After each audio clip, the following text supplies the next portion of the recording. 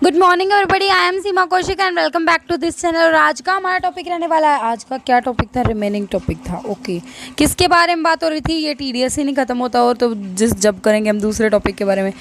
देखो बोर मत हो, आपके 2 नंबर आपके हाथ में है, ठीक है। ये 10 मिनट की वीडियो है, ठीक है। ये देख लोगे तो आपका गुजारा हो जाना है। 2 नंबर से आपका जेआरएफ क्रैक हो जाएगा ना, तब आप बोलोगे नीचे कमेंट करके कि दीदी आपकी वजह से ये मेरा हो गया है, ठीक है। ये 2 नंबर आ गए, इस वजह से ध्यान से सुन लो मेरी वीडियो, राइट। चलो मैं बता रही हूँ आपको, सेक्शन हम इससे पहले कर चुके थे, मैं रिपीट नहीं कर रही हूँ। वो सेक्शन आप जाकर 192 से लेकर 194D तक के देख के आओ, इससे पहले वाली वीडियो में देख के आओ, राइट। अब जो मैं कराने जा रही हूँ वो सेक्शन नंबर 194 DA से स्टार्ट करेंगे। अब ये DA वाला सेक्शन क्या कह रहा है TDS on maturity proceeds of a life insurance policy. Life insurance policy की टीडीएस की जो मैच्योरिटी थी वो प्रोसीड कर दी, आगे को पोस्टपोन कर दी, एक तरीके से यूँ मान लो, ठीक है। तो उसके ऊपर रेट लगने वाला है आपका @1%, और वही है, याद रखना हमेशा। बट एक बात याद रखना, अगर आपकी amount exempted under section 10(10)D में अगर एग्जाम्प्टेड है तो कोई भी टीडीएस नहीं लगेगा। और दूसरी बात, 10,000 रुपये वाला नहीं है यहाँ पर, याद रखना 1 लाख रुपये है। तो यहाँ पर 1 लाख रुपये याद रखना। 194DA याद हो गया आपको, TDS on maturity proceed of a life insurance policy. अगर आपका 10 सबसेक्शन 10D जो है, अगर वो आपका वहाँ पर एग्जाम्प्टेड है तो कोई भी टीडीएस नहीं लगेगा। 1 लाख रुपये से कम पर टीडीएस नहीं लगेगा, 1 लाख रुपये से ज़्यादा पर टीडीएस लगेगा, और वो भी रेट @1%। Very good. नेक्स्ट आपका सेक्शन रहने वाला है 194E। बिल्कुल भी बोर मत हो, क्या हो रहा है 194E में? क्या हो रहा है? TDS on payment and or sports association entertainer के लिए, ठीक है।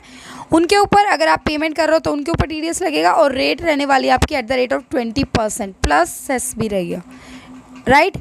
ये कह रहा है एडिशनल नोट, याद रखना, payment for participation in any game in India, IPL वगैरह होगा, advertisement, contribution of any article in newspaper etcetera, performance in India. कहने का मतलब आप स्पोर्ट्समैन से याद रखना ई, मतलब ई से कैसे याद करूँ? 194E एजुकेशन तो याद हो जाता है, लेकिन स्पोर्ट्समैन कैसे याद करूँ? टीडीएस थोड़ा सा उल्टा होता है ना, टैक्स से उल्टा होता है ना, इसी तरीके से एजुकेशन नहीं, खेलो स्पोर्ट्समैन। ओके 20% आप लगा दोगे, ये तो कोई ज़्यादा बड़ी बात नहीं है। आगे बात करते हैं। आगे आपका सेक्शन है 194G, और 194G, ये जी भाई साहब कह रहा है, क्या कह रहा है? TDS on commission on sale of lottery ticket. देखो जी, जब आपकी कौन से सेक्शन में वो लगा था? 190 किस में लगा था? वो लॉटरी वाला, वो क्रॉसवर्ड पजल्स, वो जो मेरे फेवरेट था, बताना एक बार। 194B बला में हुआ था ना, 194B बला, और वो बला जी बन गया। मतलब बला में तो क्या था कि आपको रुपए मिल रहे थे, टीडीएस कट के रुपए मिलेंगे। लेकिन जी में क्या है कि TDS on commission on sale of lottery ticket, meaning आपने लॉटरी टिकट बिकवाई है, बिकवाने से आपको कुछ मिला है, उसके ऊपर टीडीएस कटेगा भाई अब, और वो टीडीएस की रेट रहेगी @5%। याद रखना, अगर आपको 15,000 रुपये तक अमाउंट रिसीव हो रही है कमीशन की, तो कोई भी रुपया नहीं लगने वाला टीडीएस का। बट अगर 15,000 रुपये से एक भी रुपया ऊपर हो जाती है तो @5% बलाजी, मतलब 194G के अंदर आपके ऊपर लग जाएगा टैक्स, वो भी टीडीएस, टैक्स नहीं, टैक्स डिडक्टेड एट सोर्स। बिल्कुल क्लियर हो गया? Very good. नेक्स्ट सेक्शन बताओ मुझे, 194H। ये H क्या है? ये कह रहा है TDS on commission and brokerage. वहाँ पे लॉटरी टिकट के बारे में बात हो रही थी। ये जी के बाद H है ना, जैसे वहाँ पर $B भंडारी, वो BB वो हो गया था ना, बला डबल बला आ गई थी, हॉर्स आ गया था, इसी तरीके से जी के बाद H आ गया, और वो कमीशन के साथ ब्रोकरेज और ले आया, और उसके ऊपर भी रेट वही लगने वाला है 5%। बस इतना ही याद रखो। और टीडीएस जो है, अगर 15,000 तक है तो कोई टीडीएस नहीं लगेगा, 15,000 रुपये से ज़्यादा होगा तो टीडीएस लग जाएगा। बट एक इम्पोर्टेंट बात ये है कि no TDS if commission brokerage is relating securities.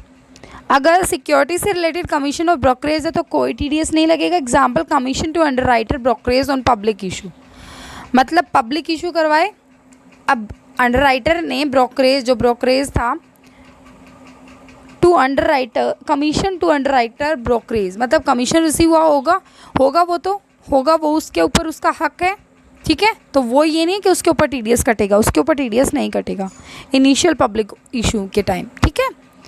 Very good. Next है आपका सेक्शन है आपका 194I। 194I के अंदर क्या रहने वाला है आपका, टीडीएस ऑन रेंट। देखो नॉर्मली रेंट की पेमेंट हो रही है तो आपका 5% होता है। प्लांट एंड मशीनरी के ऊपर अगर आप रेंट दे रहे हो तो 2%, लैंड एंड बिल्डिंग या फर्नीचर के ऊपर दे रहे हो तो 10%। ये बात याद रखना, ठीक है, बिल्कुल अच्छे से याद हो गई। नेक्स्ट आता है आपका सेक्शन नंबर 194IA। इसमें क्या है, टीडीएस ऑन ट्रांसफ़र, परचेज और immovable property other than rural agriculture land. Rural agriculture land को छोड़कर बाकी टीडीएस ऑन ट्रांसफ़र और परचेज ऑफ इमूवेबल प्रॉपर्टी। आप इमूवेबल प्रॉपर्टी को परचेज कर रहे हो तो आपके ऊपर टीडीएस लगेगा और वो रेट रहेगा आपका at the rate of 1%। Okay, लेकिन इसके अंदर ना एडिशनल इन्फॉर्मेशन याद रखना कि अगर आपकी जो कंसिडरेशन की वैल्यू है वो लेस देन 50 लाख रुपीज़ है तो आपके ऊपर कोई भी टीडीएस नहीं लगने वाला, ठीक है।